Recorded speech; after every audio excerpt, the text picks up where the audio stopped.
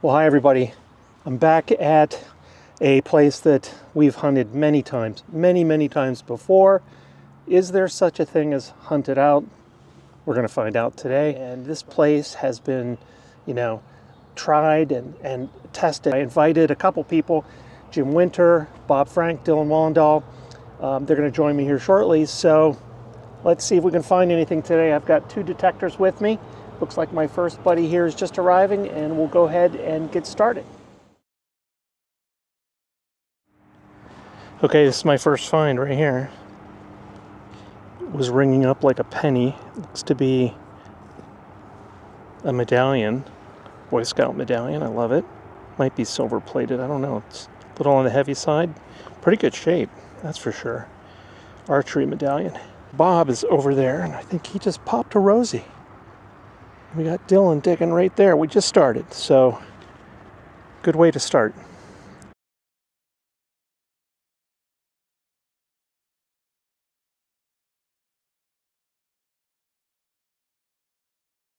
Okay, these bugs are really bad here today. This was an iffy signal here. Is this going to be a coin, or is it going to be a pull tab? When I say iffy, it was more of an iffy target ID. It was like 65.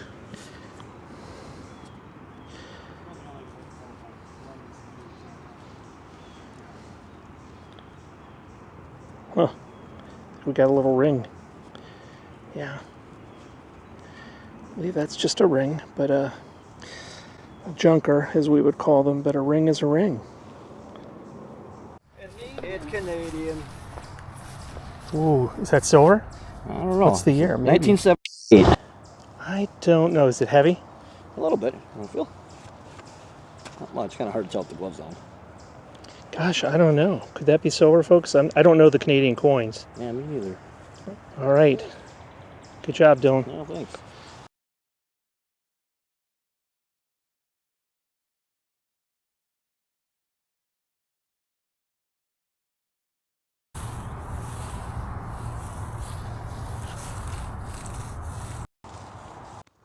What do you got? Oh, button? I wonder if that was from the seated hunt, maybe.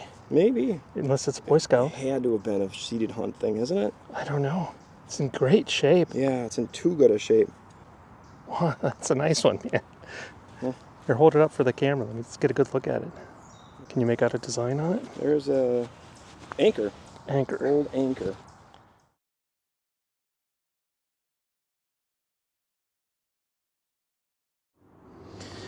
Okay, what do we have here? What do we have here? Flipped it over. Good solid 61. Is it going to be... Nope, just a regular nickel. I was hoping this might be a Buffalo. Just a Jefferson nickel. Okay, this was a scratchy 89. Flipped over the plug right there. I'm getting 93, 94, 92. So might we have silver here? Maybe a modern quarter? Oh, darn, I thought that would be... Maybe this is silver. What do we have here? Hey, look at that. We got a Kennedy half. I'll take that. What's the year on that? 77. Still a nice find. Okay, and this is why I have a magnet on the end of my MI-6 Pinpointer. You're looking around for, where is that item? Is it a small item? You tamp this thing and boom, it just immediately picks up the item. It would be nice if the MI-6, kind of like the Nocta AccuPoint, had that iron grunt sound, but this works just as well, I think.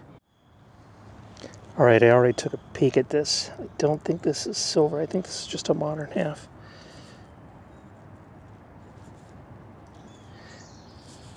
Yeah, this is another Kennedy, only about, I think, 4 feet away from where I found the first one.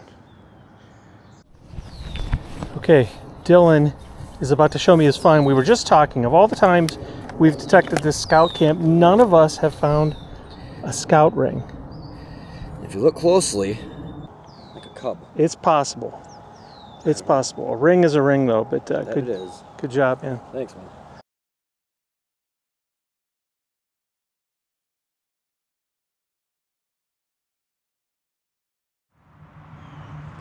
All right, we have an IHP here. You can see that was pretty deep. Boy, I can't make out the date on that. We'll have to get a picture and see if we can date it. Nice. That's, I think, the oldest coin today I've found.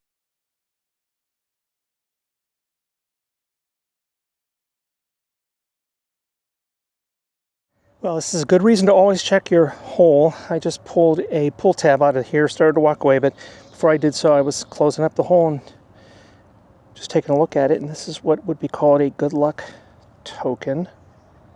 I'll take that. Great find.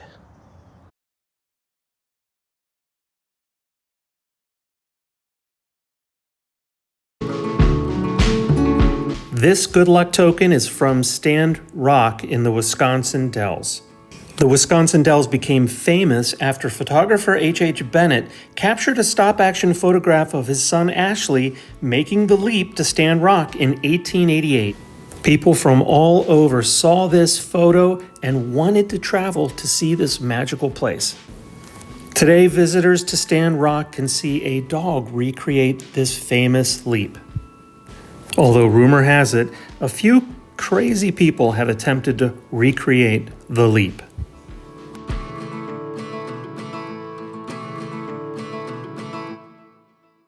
Okay, today was a lot hotter than I thought it was going to be, but Dylan and Bob made it. They both had some luck. I think Dylan found a nice ring, a Canadian coin, some wheat cents, and Bob also found some jewelry. I think he found a silver dime like 5 minutes into the hunt. So, you know, I think all in all we had a good hunt given how many times we have collectively hunted this particular property. So let me turn the camera around and I'll show you what I found. So I was really excited to find these two Kennedy halves. I think the find of the day for me, I love this good luck token from Stand Rock up in Wisconsin Dells. This Boy Scout archery medallion, that's pretty cool. Only found 1 quarter today. 4 dimes, 3 nickels, several clad Lincoln coins. I thought I found a wheat cent earlier, but looking at these, I don't know, I might have gotten that confused with the Indian head penny here, which is from 1898. That's a cool find. So there you go. At least today we proved there's no such thing as hunted out. So until the next video, happy digging. Okay, everybody, I'm wearing my XP gear today. Why is that? Because today we're going to talk about the MI-6 Pinpointer. I'm going to share with you 6 tips I use to maximize my use of the MI-6 Pinpointer. So let's get started.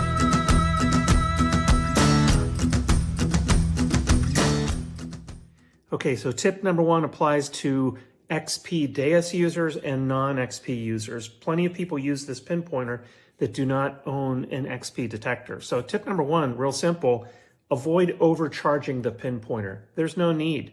I'm going to put a graphic up that talks about the expected life cycle or usage per charge, depending upon the scenario you have, the configuration scenario you've selected. But this is really important because if you do have an XP detector, those come with a charging dongle. What do I mean by that? Well, it's a cord, very simple, and on one end of the cord, it turns into a dongle. There's 3 legs, one of which is used to charge your control unit.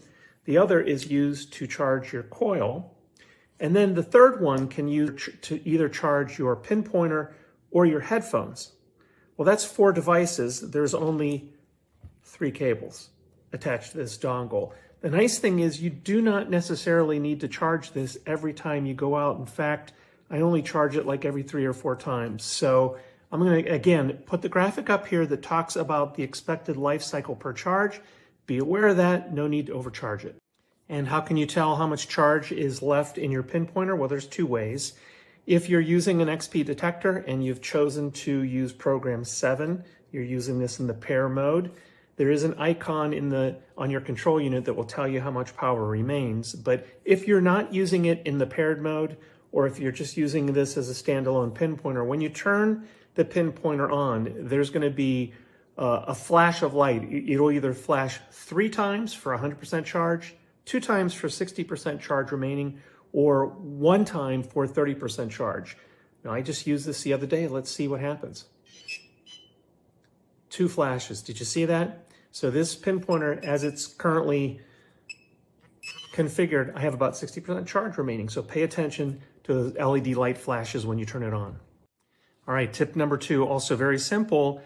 Do not have your sensitivity set too high. Otherwise, your pinpointer will be unstable. Now, there are 7 programs, as I mentioned, and the difference between programs 1, 2, 3 and 4, 5, 6 really is that 4, 5, and 6 have vibration turned on. Programs 1, 2, and 3 vary in sensitivity. 1 low, 2 medium, 3 high, with both the audio and the vibration turned on. Programs 4, 5, and 6, again, low, medium, and high, with the vibration turned off. The default setting, when you just turn this on out of the box, it actually defaults to program number 2, medium. That's what I choose to use. So just be aware of your sensitivity program, and I'll talk in a moment about how you can change those as you desire to move from one program to another. All right, and to change those programs, we need to understand how the menus work on the MI6. There's really 2 menus. You'll hear people refer to these as a hot menu. That's something you access once the pinpointer's turned on, and a cold menu. That is a menu you access from the off mode. Let's talk about the hot menu first. All right, so what I'm going to do here is I'm going to go ahead and turn the pinpointer on. And while I'm in the on mode, again, this is the hot menu. I'm going to press the on button. I'm going to hold it down until I hear the first series of beeps. Now, once I'm here, 1, 2, 3, 4, 5, 6, 7. Can you hear that? Let's do it again. All that I'm doing is cycling through each of those 7 menus. And again, I've chosen to use menu number 2. Let's take a look at what that looks like and what it offers. Okay, and to access the cold menu, well, we have to turn our pinpointer off. Okay, I pressed and held that for just a second. It's off. We're not getting anything. What I'm going to do is I'm going to turn this on, and I'm going to continue to hold the on button again until I hear a series of beeps. Now, this gives me the opportunity to cycle through 3 different options. I can now move across what is called the 2 different audio options, either the pitch option or the pulse option. The second thing that you can toggle through there is that LED light, whether you want that on or off. Off, of course, will conserve battery power, but I actually like it on so that I can see that battery power. And then, of course, if you're detecting in the dark, that little light will help as well. And then that third option is literally to turn vibration on or off. Let's just demonstrate. What I'm going to do is go back and forth between those 2 audio options, which is the first selection. Those are, again, being pitch and pulse. So I'm in the off mode, right? Hold. Just going to press it once. So do you hear that? So the vibration is on, and that is the pitch. Let's now change that back to pulse. I turn it off, okay? Again, cold menu. Turn it on, wait. Press it 1 time, just gonna wait. Do you hear that? Okay, 2 very different sounds. Vibration and pulse, not pitch, okay? My LED light's on. I'm gonna turn it off. This time, again, the cold menu, we're gonna turn it on, and I'm just gonna go ahead and cycle to the second menu option and just flip that LED light off. On, we're gonna wait. 1, 2, and there goes my light. Now, again, when you notice when I turn this on and off, I've lost that ability to see my battery life. And it's the same method if I wanted to turn vibration off here. Let's just do it. On, holding it. 1, 2, 3. Wait. Now vibration's gone. Okay. So you have to unfortunately do these one at a time. So there we go. That's a little bit to swallow, a little bit to digest. Repetition's the key here. Again, programs 1, 2, and 3, everything is on. The difference between 1, 2, and 3 are the sensitivity levels. Programs 4, 5, and 6, vibration is turned off. Most people suggest that you want to avoid those high sensitivity levels. I'm talking about program 3 and I'm talking about program 6, okay? You be the judge of what works best for you. Okay, so just to recap, I talked about there's no need to overcharge. I've talked about tip number 2, optimizing your sensitivity level. I kind of covered tip number 3 there, and that is to make sure you understand the distinctions between the hot and the cold menu.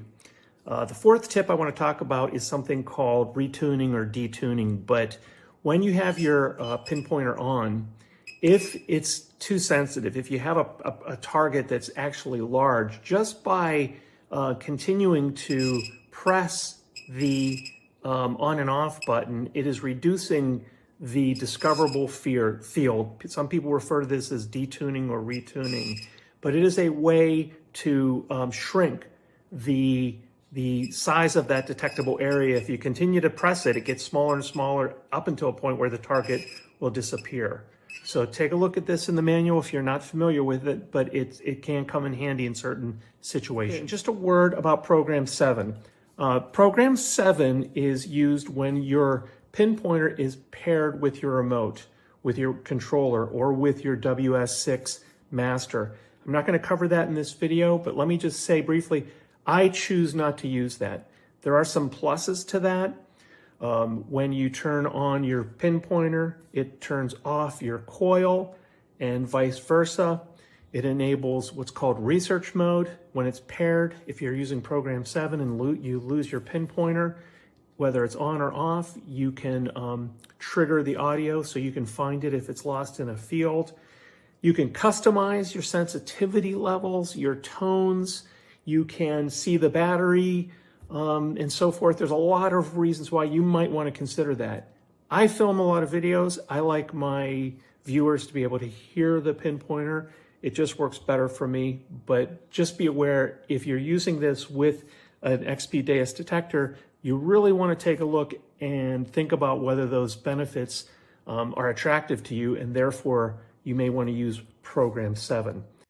Okay, tip number 5, I want to refer back a bit to make sure you're optimizing your battery life depending on how you detect. You may be overcharging, but you may have a need to optimize your battery life, and very simple things by turning off vibration, turning off the LED light, or perhaps using program 7. These can significantly increase the battery life of your pinpointer. Take a look at the chart I'm going to pop up here and you'll see what I mean.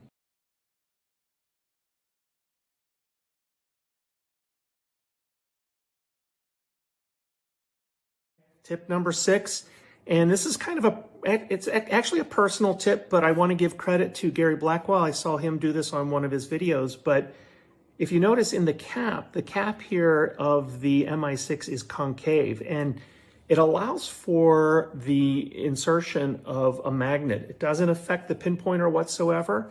And I just actually glued it in here with, I think, a glue gun I actually used, but it fits perfectly. But when I'm detecting, and sometimes you just can't find those very, very small targets, often that's because it's a piece of iron, some type of ferrous material.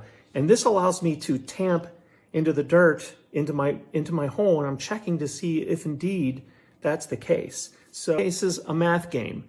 We want to find that target, extract that target, and move on to that next hole as quickly as possible. So this is just a nice little hack that you can consider applying. And again, credit to Gary Blackwell for being the first one to share that tip. Okay, folks, I hope this was helpful. This is an incredible pinpointer. I absolutely love it. I think I've had it now for about 1.5 years. I hope these 6 tips, I'm going to list them up here. I hope they were helpful for you. If you have other tips, if you have other things that you do to maximize your MI6 pinpointer, please drop a comment below and we'll go ahead and share them with others. So until the next video, happy digging.